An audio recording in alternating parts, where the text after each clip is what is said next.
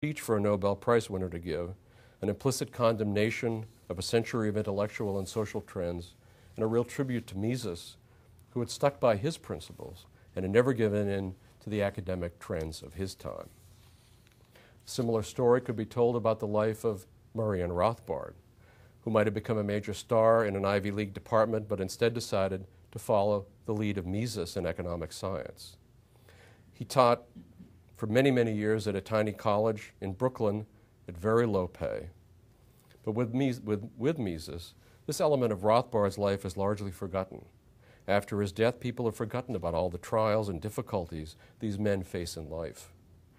And what did these men earn for their commitments? They earned for their ideas a certain kind of immortality. What are those ideas?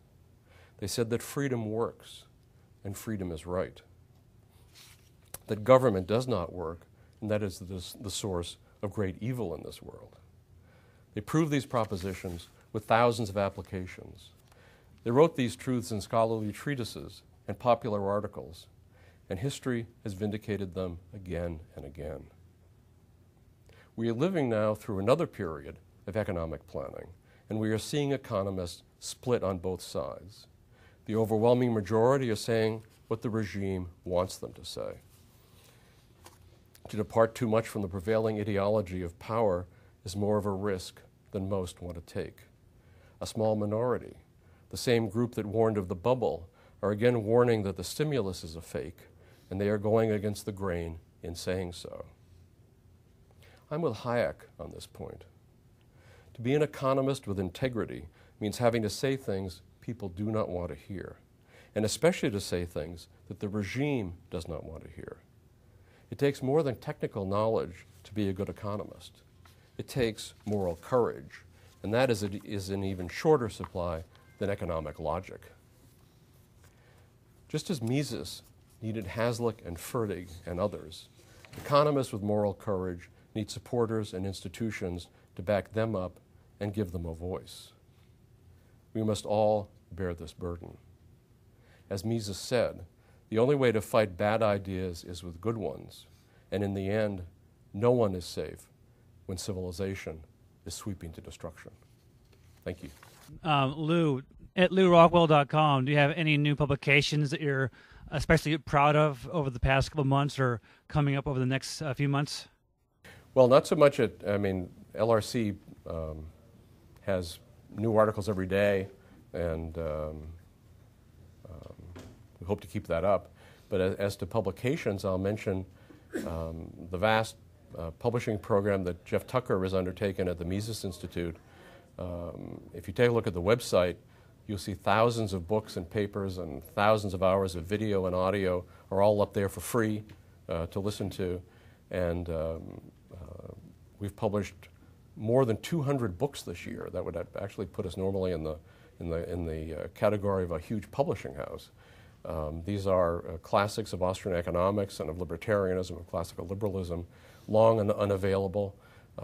Books that are out of copyright, which means not imprisoned in the state's coffin of copyright, as I always think of it, but are available for all of us to read and enjoy, and to bring these men and women who wrote these books back to life in a way.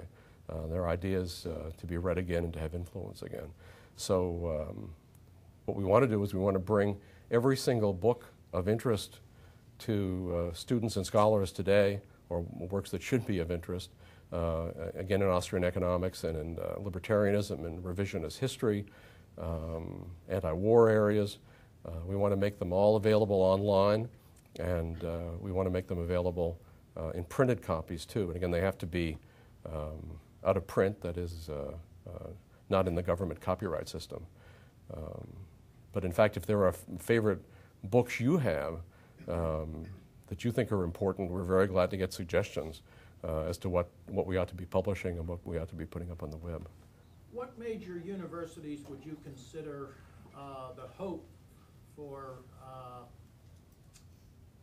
the Austrian economic theories? Where is the future growth? I think there are great, obviously right here, George Mason is one important place. in terms of undergraduate institutions, places like Grove City College. But there are today hundreds and hundreds of Austrian economists in this country and all around the world. I was just talking to a young man from Poland where there are a lot of Austrian economists, as there are at the Economic University of Prague, in the Czech Republic, at the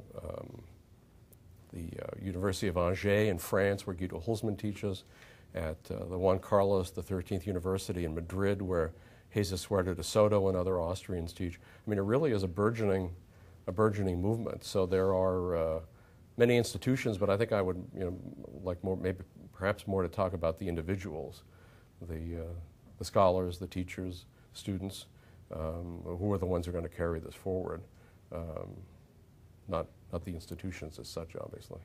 And the other evil question is, what politicians do we have that can carry this message? There's only one, Ron Paul. It's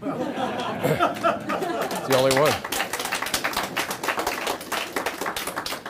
And I must say, I'm not a very, I don't have a lot of faith in politics.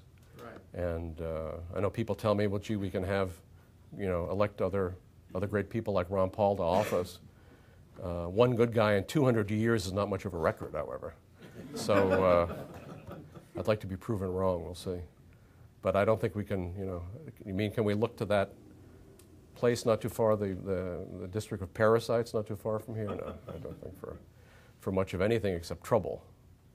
Trouble and taxes and wars and concentration camps and torture and all the things these people, we should never forget that people who tend to go into government tend to be people who want power over others. And these are not good people. So it's not just a matter of economic error on the part of the typical person in Washington. That's not the reason that they're the way they are. They're like vampires. They want to suck your blood. Otherwise, they're a bunch of great guys. So, yes. I am very interested in finding out if you see anyone building bridges, economic bridges. We can talk about politics at another question. But the whole natural capitalism, ecological economics of Herman Daly, it seems to me there's a logical affinity there between the scarcity orientation of the Austrians and the true cost economics of the natural capitalists. Do you care to comment on that? Well, I think we should all cooperate with anybody who's interested in increasing human freedom and opposing the state, which is, of course, the great enemy on earth of the human race. So that, to me, is the key. Are you interested in opposing the state? Do you, in fact, hate the state? Those are the people I'd like to build bridges to, and I must say we're a small minority who have that view. But sure, I mean, absolutely. Cooperate with anybody who's interested in working for similar goals. You don't have to agree on everything, obviously. But it seems, I was like Murray Rothbard's point that it doesn't matter whether you're a minarchist or an anarchist, really. It just matters, do you hate the state? If you hate the state, then altogether, right? But, we have to see if somebody else serves. Well, Mr. Rockwell, I really appreciate it on your site. You have a love of anthropology and archaeology, and in that mutual respect for economics, I came across a subculture of evolutionary living or paleo lifestyle, which is something I've done some exchanges with Karen DeCoster. And the reason I mention this is because we're in the advent of possible healthcare reform, and a lot of this healthcare reform is going to be that much more expensive because of the unhealthy lifestyles that we have.